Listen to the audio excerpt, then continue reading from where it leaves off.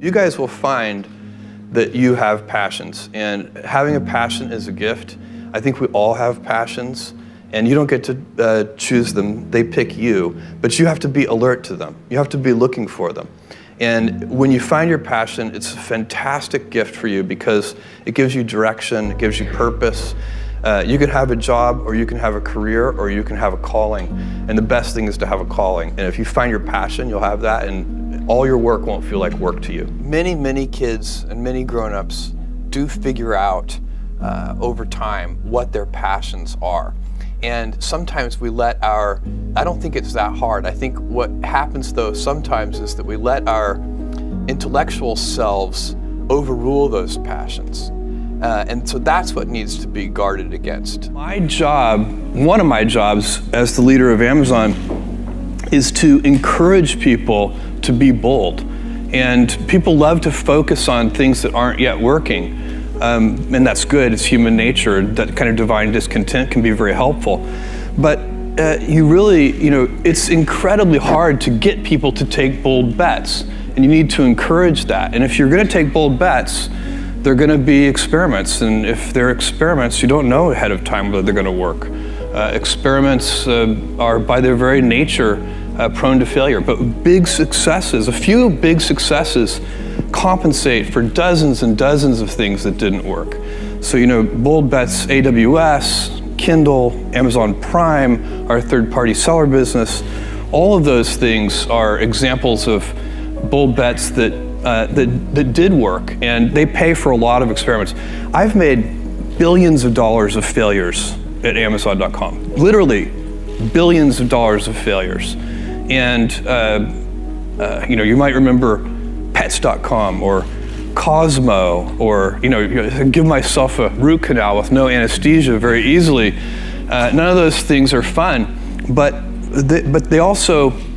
they don't matter. What really matters is companies that don't continue to experiment, companies that don't embrace failure, they eventually get in a desperate position where the only thing they can do is make a kind of Hail Mary bet at the very end of their corporate existence. Whereas companies that are, making bets all along, even, big bets, but not bet the company bets. I don't believe in bet the company bets. That's when you're desperate. That's the last thing you can do. It's not. You could be out of work and have terrible work-life balance. Even though you've got all the time in the world, right. You could just feel like, oh my God, I'm miserable, and you would be draining energy. And so you have to find that harmony. It's a much better word. And I think for most people, it's about meaning. People want to know that they're doing something interesting and useful. And for us, because of the challenges that we have chosen for ourselves, we get to work in the future, and it's super fun to work in the future for the right kind of person. You need to be nimble and robust. So you need to be able to take a punch, and you also need to be quick and innovative and doing new things at a high speed. That's the best defense against the future. And you have to always be leaning into the future. If you're leaning away from the future is going to win every time. Never, ever, ever lean away from the future. We all have adversity in our lives. I doubt if you really, if you know somebody, any friend or anybody that you talk to, there's no lack of adversity, and by the way, that's good, because it's what teaches us how to get back up. You fall down, you get back up. It always happens. And you get certain gifts in life, and you want to take advantage of those. But I guess my advice on adversity and success would be to be proud not of your gifts, but of your hard work and your choices.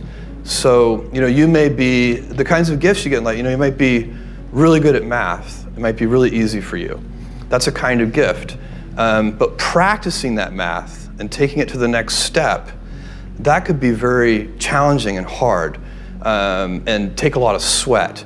That's a choice. You can't really be proud of your gifts because they were given to you. You can be grateful for them and thankful for them. But your choices you choose to work hard. You choose to do hard things. Those are choices that you can be proud of. Being an inventor requires, because the world is so complicated, you have to be a domain expert. I mean, in a way, even if you're not at the beginning, you have to learn enough so that you become a domain expert. But the danger is once you become a domain expert, you can be trapped by that knowledge. And so inventors have this paradoxical ability to have that 10,000 hours of practice and be a real domain expert and have that beginner's mind. Have that look at it freshly, even though they know so much about the domain. And that's the key to inventing. You have to have both. And I think that is intentional. I think all of us have that inside of us, and we can all do it, but you have to be intentional about it. You have to say, yeah, I am going to become an expert, and I'm going to keep my beginner's mind. You can't skip steps. You have to put one foot in front of the other. Things take time. There are no shortcuts, and but you want to do those steps with passion and ferocity. It's easy to have ideas. It's very hard to turn an idea into a successful product. There are a lot of steps in between, and it takes persistence, relentlessness. So I always tell people who think they want to be entrepreneurs, you need a combination of stubborn relentlessness and flexibility. And you have to know when to be which. And basically you need to be stubborn on your vision, because otherwise it'll be too easy to give up. But you need to be very flexible on the details, because as you go along pursuing your vision, you'll find that some of your preconceptions were wrong, and you're going to need to be able to change those things. So I think taking an idea successfully all the way to the market and turning it into a real product that people care about and that really improves people's lives is a lot of hard work. Don't try to chase what is kind of the hot passion of the day. I think we actually saw this, I think you see it all over the place in many different contexts, but I think we saw it in the internet world quite a bit, where at the sort of peak of the sort of internet mania in say 1999, you found people who were very passionate about something. They kind of left that job and decided, I'm going to do something in the internet, because it's it was almost like the 1849 gold rush in a way. I mean, you find that people, if you go back and study the history of the 1849 gold rush, you find that at that time everybody who was within shouting distance of California was they might have been a doctor, but they quit being a doctor and they started panning for gold, and that almost never works. And even if it does work, according to some metric, financial success or whatever it might be, I suspect it leaves you ultimately unsatisfied. So you really need to be very clear with yourself.